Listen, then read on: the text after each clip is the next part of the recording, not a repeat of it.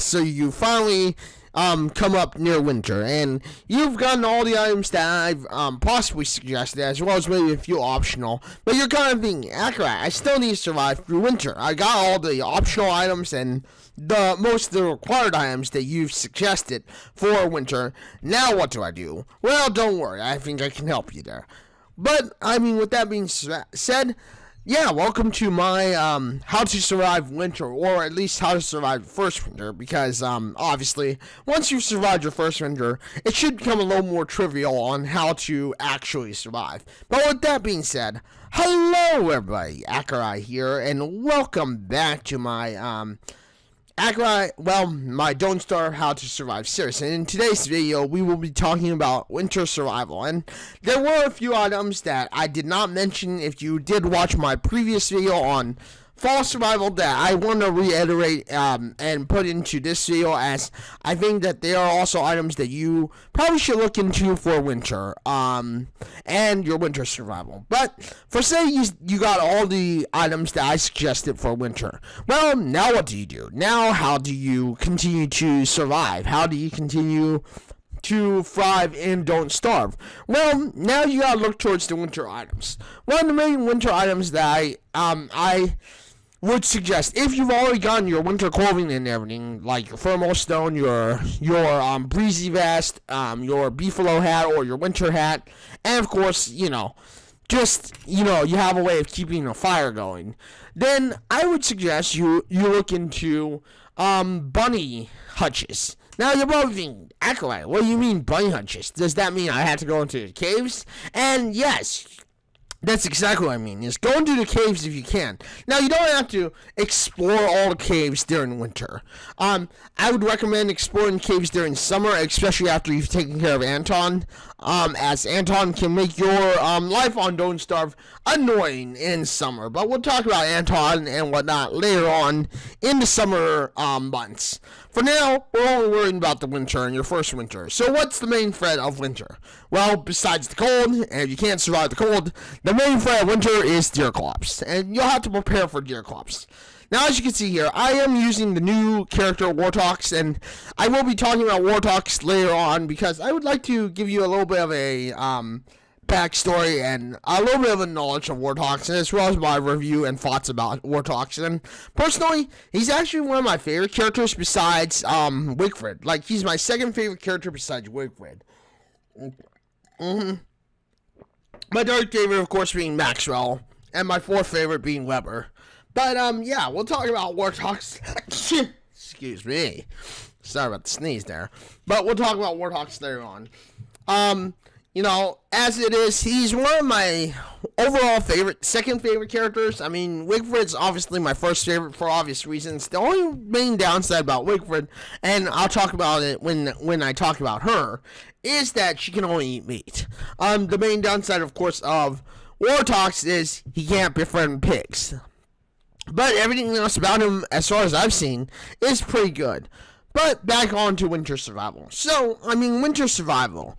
If you've already gotten all the items that I suggested, 20 berry bushes and stuff, you built all the items like the prestidigitator, you built the thermal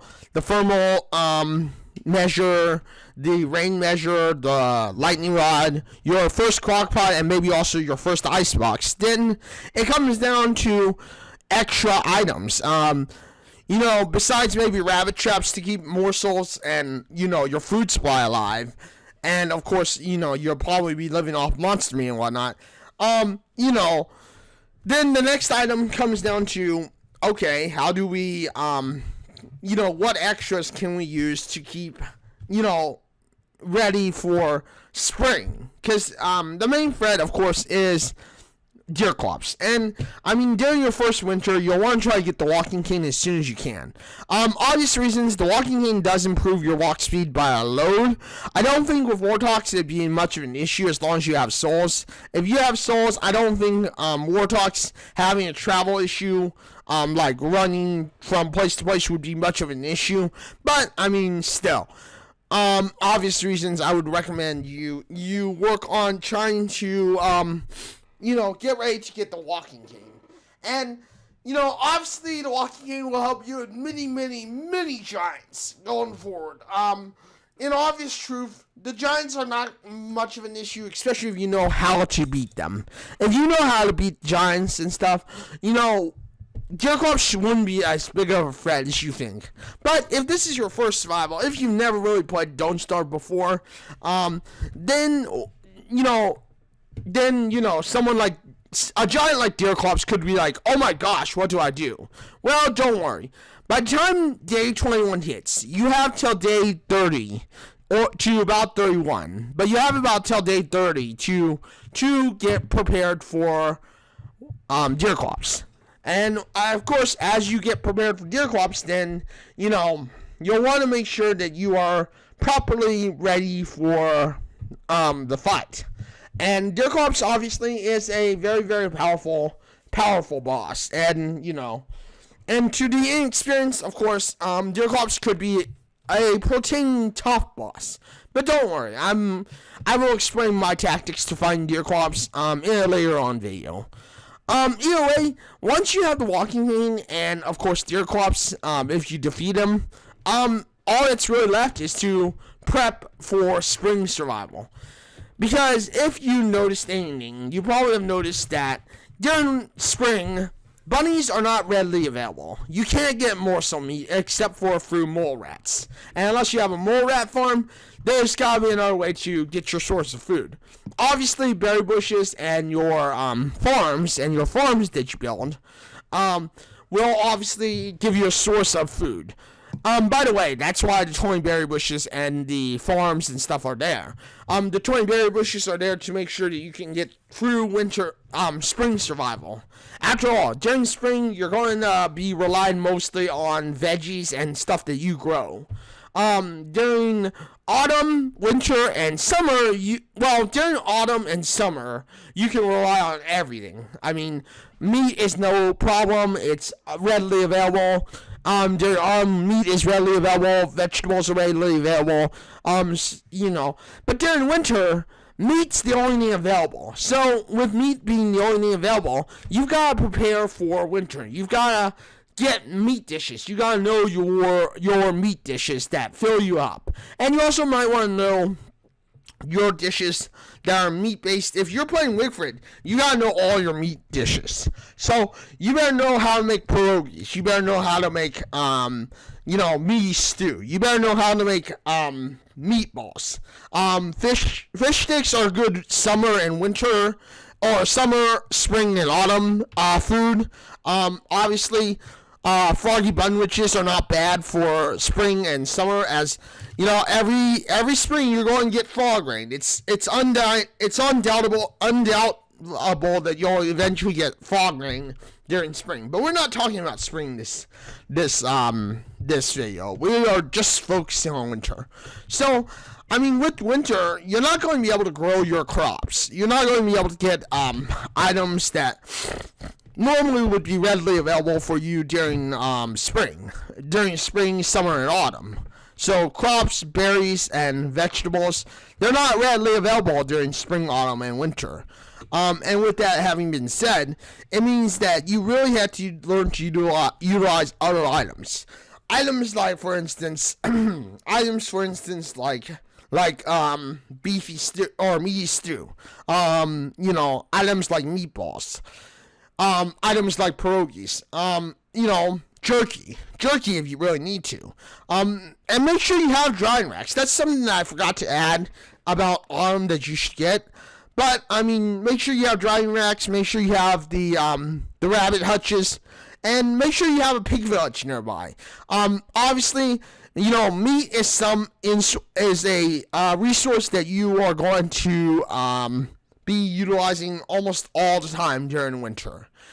In fact, even beyond winter and even beyond summer and stuff, you're going to be probably utilizing, meat and meat resources like monster meat, pig meat, stuff like that, morsels, and yeah. But with that being said, that's pretty much all you need to do. Those are the items and the checklist you'll need for winter. And as far as winter survival goes, I will go into a detailed video about winter survival. But with that being said, I think that'll be it for today's video. I just wanted to talk about the checklist and the items that you may want to consider and you may want to get when it comes down to winter.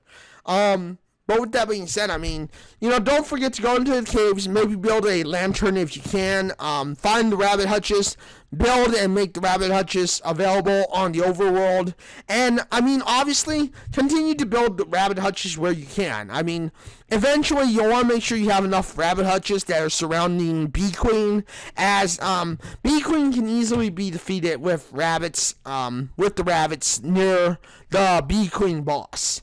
And, yeah, with that being said, I mean, thank you everybody for joining me today on this video. Thank you for watching this video.